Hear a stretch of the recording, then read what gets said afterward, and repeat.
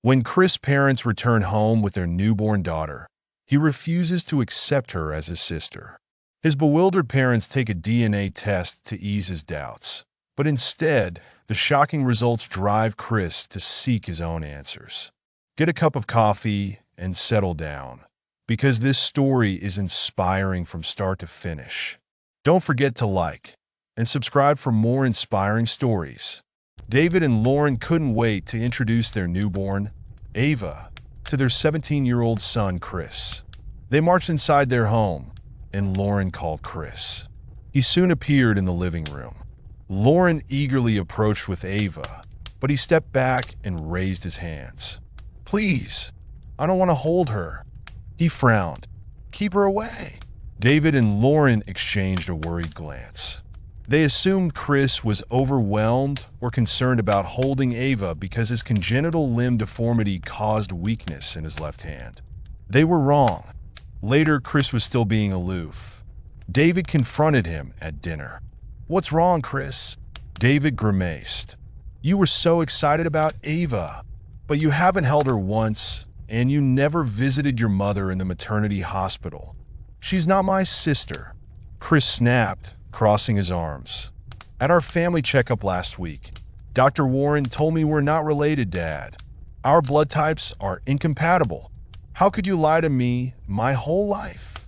Lauren and David had never imagined their son would demand proof of their love and parentage someday.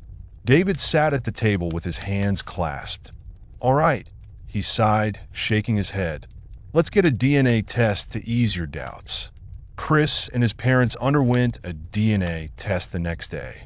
When the results arrived, David and Lauren read the report together. Chris sat across from them, his heart pounding. He wanted the results to prove him wrong, but his parents' expressions suggested otherwise. He snatched the document from David's grasp. The words 0% match stared back at him. Chris never cried, but this was too much to bear. David and Lauren insisted there had to be a mix-up, but Chris raced to his room and slammed the door. All he wanted was to find his biological parents and reunite with them. Late that night, Chris tiptoed into the living room and went through his parents' documents. He found his birth records, photographed them, and then hurried back upstairs to browse the images. He quickly found the name of the maternity home where he was born and searched it on his laptop. The hospital was in Kansas City, far from his home in Chicago, Illinois. Chris's heart fell. He had to figure out what caused him to end up with another family, so he needed to visit the hospital. He slipped out in the stillness of the night and headed to the highway to hitchhike. Chris waited alone on the isolated interstate for a long while before two orbs of light broke through the darkness. He shouted and waved his arms as he leaped in front of the cargo truck. The driver slammed on the brakes. He was reluctant to give Chris a ride, but finally relented. The sun had been shining brightly for hours when the driver woke Chris and dropped him off near the maternity home. He used Google Maps to guide him to his destination, but his phone battery was dead by the time he knocked on the director's door. "Come in," a voice answered. Chris walked in to see an older man at his desk. His nameplate read, "Dr. Carr, Director." "Hello, sir, I'm Chris," Chris said, sitting across from Dr. Carr. I was born at this hospital 17 years ago, but I was switched at birth. I'd like to track my real parents down, but my adoptive parents don't know who they are." Dr. Carr leaned back in his chair. "Your parents didn't accompany you? Do they know you're here?" "No, but please don't call anyone," Chris said quietly. Dr. Carr nodded thoughtfully. "I'm sorry, Chris, but I've worked here for 25 years and I've never heard of such a case." The director's phone rang then. Chris sat frowning as Dr. Carr answered the call. "Yes, an intern will come today to work in the archive. Tell the boy to come to the information desk and you will guide him." Dr. Carr ended the call and turned his attention back to Chris. "I wish I could help you, Chris, but I don't think I can. Now, if you'd excuse me." There was something strange about how Dr. Carr glanced at Chris while mentioning the archives. It was as if Dr. Carr was hiding something. Chris left Dr. Carr's office feeling unsettled. Something was surely off, and he would figure out what. Chris hurried over to the information desk. "Hi," he said. "I'm here for the internship. I believe Dr. Carr wants me to look after the archives." The woman handed him a doctor's coat with the hospital's tag and escorted him to the archives room. Chris shut the door and dashed to the shelves, desperately searching the records for children born on the same day as him. Finally, he found a beige box labeled with his birth year on the third row. 3 girls and 1 boy shared his birth date. Chris slipped the boys' records into his backpack and left. But as he approached the parking lot, Dr. Carr hurried toward him. "I'm glad I caught you, Chris," Dr. Carr said. "I remembered something after we spoke, and the hospital database confirmed it. Your mother and another woman both had boys on the same day. I contacted the family, and they're headed to a hospital for a DNA test. Get in my car, and let's go together." "Here," Dr. Carr offered him some water as they got into the car. "You look dehydrated." Chris shyly chugged the water. He was really thirsty and hungry, and the water helped. 10 minutes later, Chris felt his eyelids growing heavy. He noticed a blurry Dr. Carr smiling at him before everything went black.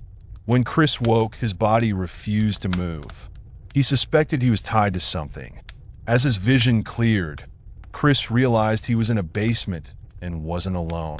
While his arms were tied behind him and his mouth was taped, Dr. Carr sat free in a chair across from him. "I'm sorry it came to this, Chris," he said as he leaned forward and clasped his hands. "You shouldn't have come to the hospital. But what's done is done. Let me tell you what happened 17 years ago. A doctor made a mistake during your delivery, Chris, and I was called in to assist," explained Dr. Carr. "Sadly, you were born with a broken arm due to the rough delivery. It was my blunder. The long-term effects of such an incident should be obvious to you because of your weakened arm. But your biological parents were a wealthy couple, and I couldn't let them discover the hospital made a mistake during delivery. My reputation was at stake.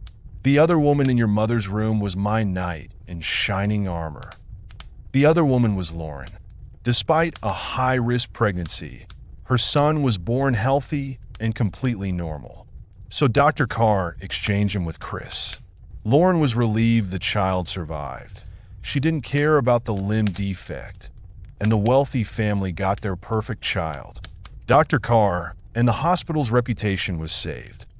Well, desperate times call for desperate measures, Chris, Dr. Carr said as he rose. You're staying here until I figure out what to do with you. Dr. Carr left the basement, leaving Chris tied to the chair. No matter how hard he tried to free himself, he would fail. That's when an idea struck him. Chris' left arm was thin due to the congenital deformity, so he tensed it, forcing his muscles to contract, making his arm thicker. He twisted his arm in different directions until he pulled out and freed the left arm. He then freed the other. However, to Chris' horror, the basement door flung open, and Dr. Carr walked in. Chris kept his arms behind him, pretending they were still tied. His eyes widened in shock when he noticed Dr. Carr was holding a syringe. "It won't hurt, boy. You won't feel anything," Dr. Carr said, approaching him. As Dr. Carr leaned toward him to inject his arm, Chris headbutted him. The director stumbled. Chris jumped to his feet. He flung the chair, aiming at the older man's head, and it worked. The man passed out. Chris went through Dr. Carr's pockets and took his phone and car keys. Chris climbed inside the car and fed the address he'd found in the hospital's archives into the GPS. An hour later, Chris parked in front of a vast estate. He knew his birth parents were wealthy, but he couldn't have imagined he'd be ringing the bell of a massive estate with a lush garden. Moments later, a woman answered the door. Chris knew who she was. He'd seen her photo in the files. "Yes," she asked. "Can I help you?" "Hi, my name is Chris," he said, swallowing thickly. "I'm your son." The woman went pale as Chris told her everything that had happened. She introduced herself as Cynthia and invited him into the living room. Cynthia then excused herself to call her husband and offered Chris something to eat. He devoured the food and then dozed off on the sofa as exhaustion got the better of him. It was morning when Chris woke. He sat up and saw his birth father, Raymond, for the first time. He and Cynthia were sitting at the kitchen table. They both stood up, and Raymond opened a chair for him. "I'm really sorry about what happened, Chris," Raymond said.